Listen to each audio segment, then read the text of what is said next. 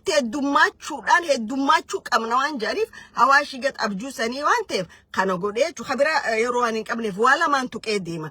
Ugaasni Isaa hamma jiru kun dabballee abdii ilee ture.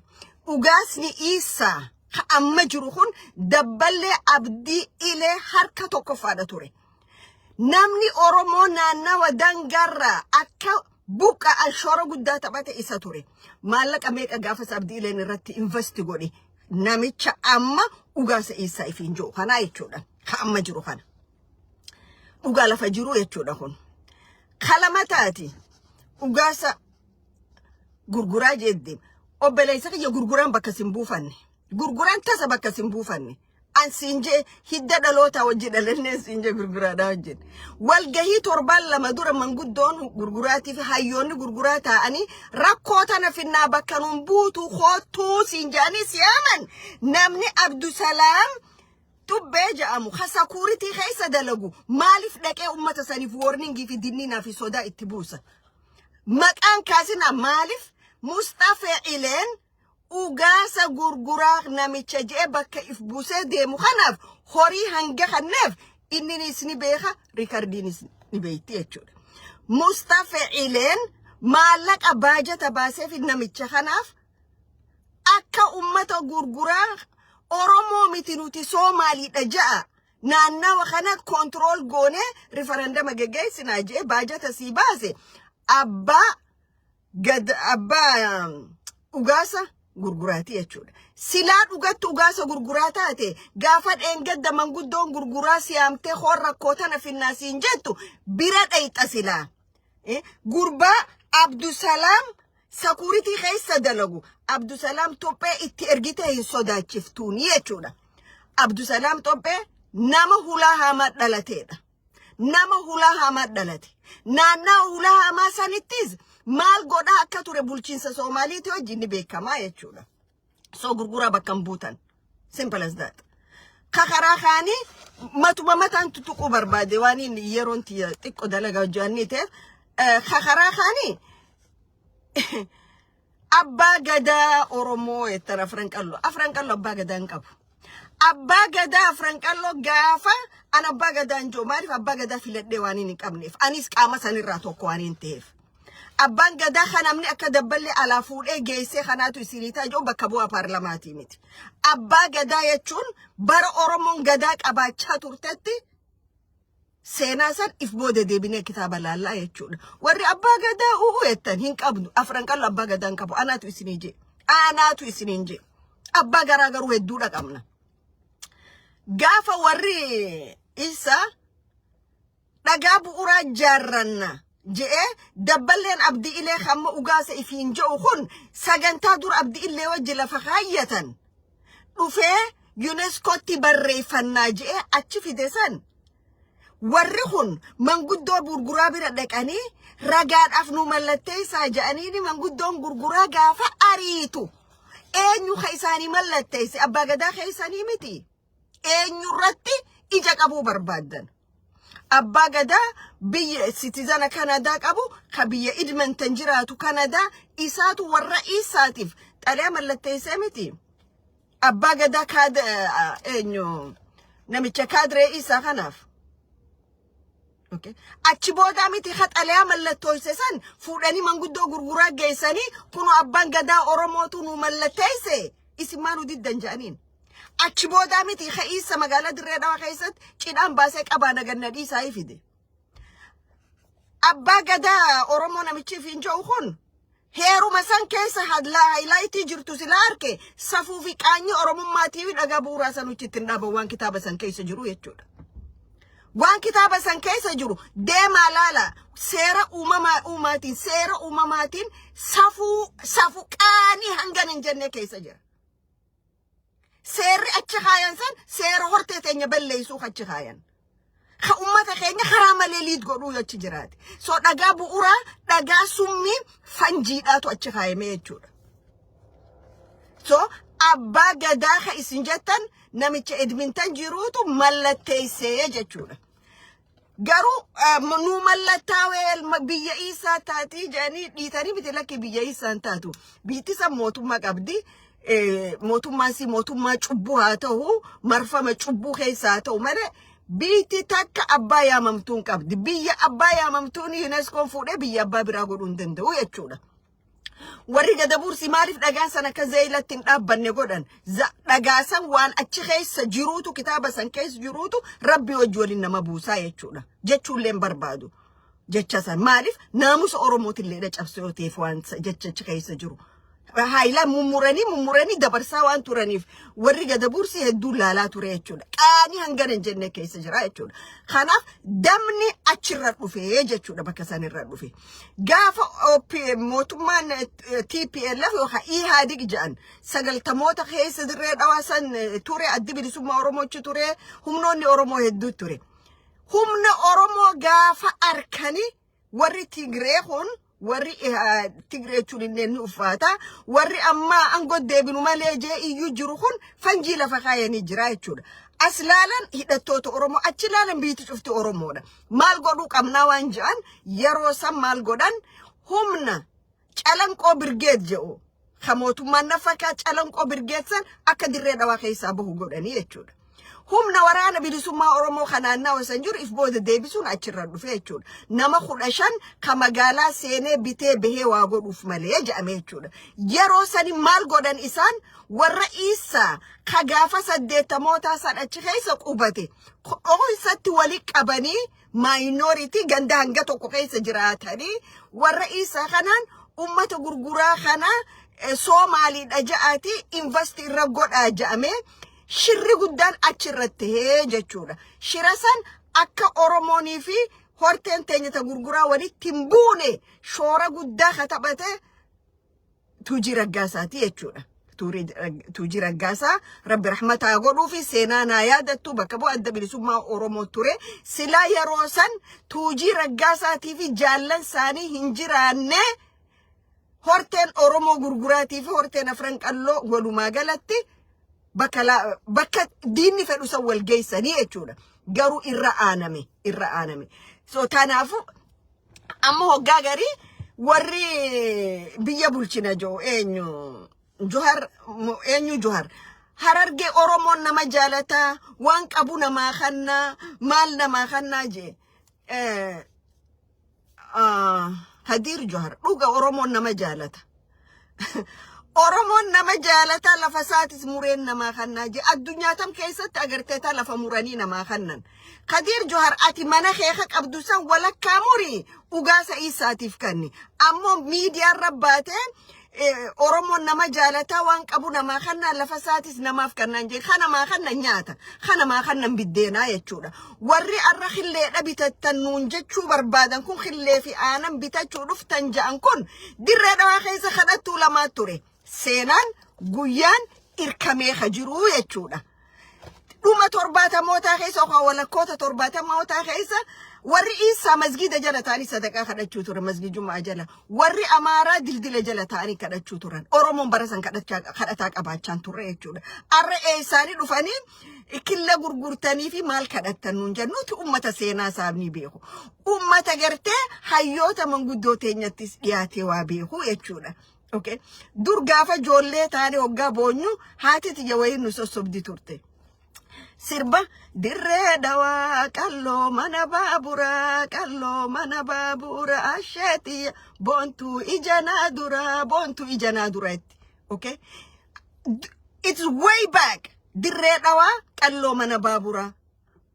Saamootiya boontuu ijanaa dura jettee na faarsaa turte jechuudha. Nadura Daawiti tanechura baratan baadiyyaa teenya eenyummaa dirree dhawaa beeynaa jechuudha. Tanaaf warra gartee amma hooy je'ee keessaafuu warra lama Soomaalii lama tanurratti xiyyeeffatte. Soomaalii biraati hojii nagee qabna. Walumaa himnee wajji deemna. Soomaalii lafa Oromootiif ciisa dhabde maraatte. Soomaalii Ogaadeenii fi Isaa jechuudha. Gadabuursi namatti hin bu'u lafa isaanii qabata. Isaaq lafa isaa harkaa qaba. Warri biraa Ogaadeen Hawwiyyaan lafa isaa harkaa qaba. Kabiraa lafa isaa harkaa qaba. Isaa fi Ogaadeen maaltu maraache? Tokko lafti Ogaadeen lafa gammoojjiiti. نعمة لف أورومياتنا أركاجة جورا لماذا لفتي إيسا وان دلتون قبدو the population is all كأجرا population إساني في دنيجا بكي واني شفتي دم برتاتو لف أورومياتنا وان تاتيف أما دريدواتي في جبوتي ولد ديرير فنه from جبوتي حاجة دريدواتي جدو بيا جارة مقالة جارة خان قدبور سيشرا أرياسا تشوك أبسيفنا خا أفارا سيرا أرياسا تشوك أبسيفنا نوتي أوروموني ديمنا جان إيسا غرغرا ميك على فسات الرا أريتان إسين غرغرا ميك على فسات الرا إبداني أريتان هوغا رفتان أوغاسني خيسا مالي سنينجي دور مالي سنينجي نانا وخانك أباتشو فيتان غرغرا في التنتوك إنا أمو أبليين كينيا جاءتي أيلي الردلقا يسرين جامتي أيلين أما بودة دلقام تنجرتو يتشودا أني غرغرا دا غرغران أورومو دا خان غرغرا دا خانيس أورومو دا we have no problem إنو ما إيسا درين أبول چونك أبو فيلمان نيو جراتي election نيو جراتي هورتي ولين ألتي ولين قدتي جولي أفرانك اللوتي في جولي غرغراتي بيجي ساليت غرو كابا أمو حكا أغاسا غرغرا جي مليون كوران اس مصطفى كان في ميتي مصطفى مليون كورنان درغغوتا غرغرا أكا خرا سومالي ديبسو أفان سومالي أكا ببلسو في يجودا كخرا خاني خدوما بكبوتو أخا دوبتو بارلما دريد أوا دوبتو بارلما دريد أوا مقالا من سوطة تانا لفته دريد أوا بكبوتي جاروخا إسين أسي يامته دوبفته غرغرا سومالي جو قفنا ولي قبايته غرغرا سومالي نجرتو غرغرا اورومو مالي مچيوتان ابانسي يچودا برا ابدا إليدا وغاسا إيسا خاما خنا وجن ورا اوغادين اوغادين اسغودان سيسه هورسوكم سيسا توريراتو كويچودا كوتوربان دينامو human trafficking ورا دلقا توريچو أبان مچيو بكبوتو دبتو بارلما دريدوا ورا أكا أورومو minority توق أبجي هججا توريرا نما توقويچو أبانسا يرو سانيتي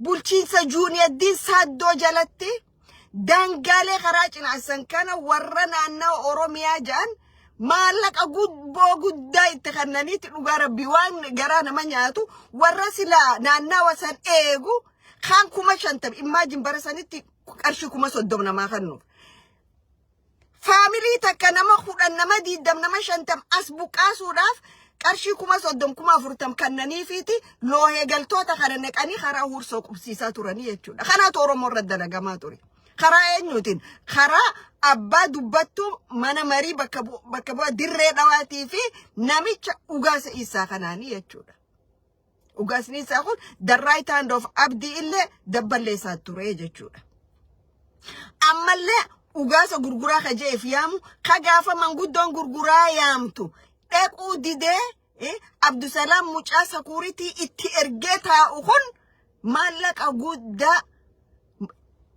مصطفى الرافورته نانا وسن كيست خفيتنا دندارو جرتوكو إسا يجود مالف منقودون غرغرا درغغون ندو غرغرا توربان لما موتوكو لما جدوتي يا ماني خوتورا كوتانا أكي أتتدم تكون بلادا نوفي أورمو أدباسون دنديسو خوني هاسوينا جانيني ها اتخناني ميرا ربطة أبو ربطة هادي ربطة سنفولته منقود دو دورسي سيجونا وان برا دبره قربان عبد السلام كن منقود دو سنين أكا منقود دو أبوتي قدا خرجو سنقونا جينججونا أبوتي قدا خرجو مال قدن وانو تبينو يجونا خناف نانا ودري دواسان كيساتي شري ديمو جرو تكاداميتي شرا خنا خيسا مصطفى نماليوتان دول كياغا يرندد مسينينو دول كياغا انتان نافين مسينينو دول كياد لا دهي دول اد لا دهي بمجرتو بابوش مجرتو دول اد لا دهي والله فيرنا والله مقلا وانا لغو سوجيسانا يا أما جتني موجو إلى موجو جلفتي لفتي إيساتي في أوغادين حاجة موجو يوم إيسا في أوغادين قلبتي هيروما تنولي كاية مرتي هيروما Oromo lafa Oromo saamurratti wadiif gadanii jechuudha. Oromo balleessuurra wadiif gadanii jechuudha. Okay. Deemaati akkuma ummataattu rakkoo isin jidduu jirtu furadha. Isin warnama ummata jiraa qabee ibiddaan gubee ajjeessu jechuudha. Oromo waalama dhaabuu qaba. Gara laafina dhaabuu qaba.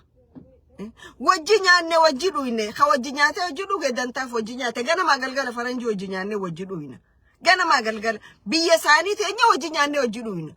Garuu mirga keenyas dabarsineen kanu mirga saaniitis dabarsinee irraan fudhannu jechuudha. Waan nu irraa fudhannu humna itti irraa fudhannu sin qabnu. Namni tokko si wajji nyaatee si wajji dhuge jechuudhaaf lafatee fudhachuu qaba jechuudha miti. Namni tokko wal jaalachuudhaaf lafa walii kannee jechuudha miti. Dirreedhaan waliin qabna. Mee Khadir Mukhtar, Khadir Johar. Bahardar daqi mee Bahardar wajji qabna ji. Maqalee daqi maqalee wajji qabna ji. Hawaasa daqi hawaasa wajji qabna ji. Jijjiguma ta isin murtanii kannitan opidiyoon silaa isin hidda badaadha. Hidda bada dhandhacha badaadha isini. Jijjiguma tan guyyaa irraa kana daqi wajji qabna ji mee. Banishangul daqi wajji qabna ji. Gaambeellaa daqi wajji qabna ji. Teetun tanamuu si wajji qabu. Maalii jechuu barbaadeeti. Lafti Oromoo lafa Oromooti. Ni sin gurguramtu ni sin jijjiiramtu. Okay? Namichuma Somali, namichuma Isa, khazayla amale Isa lafa birata kan qabu jiru. Haasawa isaa fuudhee anilleen irra maxxanse kana namuma kana amma durattis hadhaa gaala jechuun hadhaa gaala jechuudha je afaan Oromooti. Garuu humnaani hadhaa gaalaatirraa buqqaafne achi qubannee je jechuudha. Dirreedhaa keessatti hamma makka ta'anis beekamaadha. Okay? Hanga makka ta'anis. Okay? Ammo ala kana nama invite godhatanii kilili shanirraa nama invite godhatanii bakka ID dirreedhaa kana nama baadiyyaa dhufeef maan kannina isin. Nama baadiyyaa dhufe kaniin an beeku meeqaatu achi galee ID isin gaafatee dhorkattan. Meeqa dhorkattan. Garuu warri Jabuutii fi Kanadaa fi Ameerikaa irraa dhufu isa taanaan ID ni harkatan. Kana jechuun maal jechuudha? Khadir Johar, he doesn't know what's going on. What akka quban qabu jechuudha. What akka beeku. Isa fakkiif kaayan. He is just a photoodhaaf kaayan. Ani namni tokko dirqama aangoo mootummaa qabaatee uummataaf biyya protect godhu hin dandeenye dhukkumaatu irraa kaafama. Warri hin tuqinaa ittiin bu'inaa jettan. Wanni ittiin bu'amneef ittiin jiru. Yoo itti bu'amuu hin barbaanne mana sagalee taa'uu qaba jechuudha. Mana sagalee taa'uu qaba. Uummanni Oromoo tokko sagalee ta'uu fi qabuutu jira. Dargaggoota magaalaa Dirree Dhawaa keessatti amma dura hidhaman guuramanii mana hidhaa keessa rakkachaa jiran. Eenyu ka hiisise akkamitti ka hidhame ifa jechuudha. Warra ama 25 itti faradanii jiru. Warra ganda garaadaatirra abbaa fi ilmoo qaban. Warri Isaa ka gaafas wajji qabame, warri Saatnaaw ka gaafas wajji qabame tokko mana hidhaan jiru. Eenyutu murtii sanirra dabarse? Adam Allaalee namicha Jabuutii fi Dirree Dhawaa jidduu deemu kana naggaadee ka ganama galgala qeeroo Oromoo jala deemee maqaa isaanii barreessee mana seeraa dhiyeessu. Oromoo jajjabduu humna qabdu lama agarraa maqaa isaanii barreessee kannu warri kun boru nu dura dhaabbatanii ka hidhaa jirus qeeroo bilisummaa Oromoo keessa turanii they are Oromoo nationalist waan barruu qeeroo qabu uffachaa turanii waan alaabaa Oromoo qabu uffachaa turanii mana hidhaati kan baane kajee aqaaba higgee baanan sani kanne namicha Adam Allaalee jedhan kanaa jechuudha. Joolleen sun yakka tokko malee hidhamte, badii tokko malee hidhamte, yoo badii nama hiitete warri isaanii wajji hidhames badii walqixaatiin hidhamuudhaatu irra ture. Biyya tamitti kan namni lama badii walqixaa balleessee Oromoon hidhaafe Isaa fi Saatnaaw mana hidhaatii bahan. Maal jetta kana Johar Khadir Johar kanaan maal jetta? Kanaan maal jetta? Mo'atis warra miliyoona fudhatee dhiiga Oromoo ukkaamsu jiru san keessaa tokko. Koortii biyya isaanii eenyu gaggeessaa jira? Eenyutu Oromoo irra murtii cubbuu kana dabarsaa jira? Uummanni Oromoo ijoolleen dirree dhawaatiis taanaan dhugatti yoo dhiiga Oromummaa walitti qabnete Oromummaa fadoonna yoo ta'e Oromoota mana hidhaa dirree dhawaa cubbuudhaan warri isa akka ama 25 ama 30 itti faradamuuf godhame kun mana hidhaati bahuu qaban. Biiti tokko keessatti gootatee tokko keessa lugnatee hin jiru jechuudha. Yoo Oromoon xiqquma xus jette fuudhanii hidha dabarsan maaliif? Kaadree facaafatan ganda keessa kaadreen tun takililii shanii fi Jabuutiin deeggaramtu jechuudha. Any Oromo movement sochii dargaggoo Oromoo yoo Oromoon tokko walitti dhufee sodaatan kun boruu kana godha. Akka dhiini isaanii Jibriil Ziyaad dhokatetti ijoolleen tun arra mana hidhaa keessatti lubbuun bahanii balleessuuf ta'an lubbuun baasanii. Kanaaf uummanni Oromoo naannawa san jiru hidhamtoota achi keessa hidhamee jiru ijoollee cubbuu takka malee hidhamtee jirtu tan mana hidhaa keessa sagalee taaf wanni hidhaa ta'aniif hin jiru. Okay. Adam Allaale taatu Adam Allaale whatever he is dirdabe abihemba iskale dirdabe Isa iskale dirdabe maha iskale adleedahay ina adeerka ba ku sheego dalka Ingiriiska fadhiye oo Isa waxay leedahay zeyla oo qurahaata Isa meel kale ba male orado dhageyso dhagtaada farta ka saaro kan orad dhageyso dirdabood leedihiina ma jirto bikood leedihiina ma jirto lafti Oromoodha haga firiiqeensa tabaasanii sharasharanii naannawa kililii shanii jala galchan. Okay? Haga jijjigaatti lafti Oromoodhaaf deebi'u qabdi. No negotiation on land. OPD oyaa bada cundura sodaattu onneen qabne. Ta onneen teessan Oromoo ajjeesuuf Oromoo dirooniin dha'uu qofarra gootaa lafa Oromoo dabarsitanii hannatanii aangoon isin dheereeffattanii jirtu jechuudha. Fanjiin achuma booluma san keessaa sin beqe quuteessi. Boolee gartee warri itti galee san achuma keessaa fanjiin si balleessu beqe quute. Ati Oromoon balleessee taame ha Oromoo ha si balleessu rabbiin suma jalatti barbare unkura dhaabbachaa jirtanii jechuudha. Kanaaf seenaan naannawa sanii kana fakkaatti. Nagaan oola nagee rabbiin jiraadha. Oromoo bakka jirtanii ol quba qabaadha.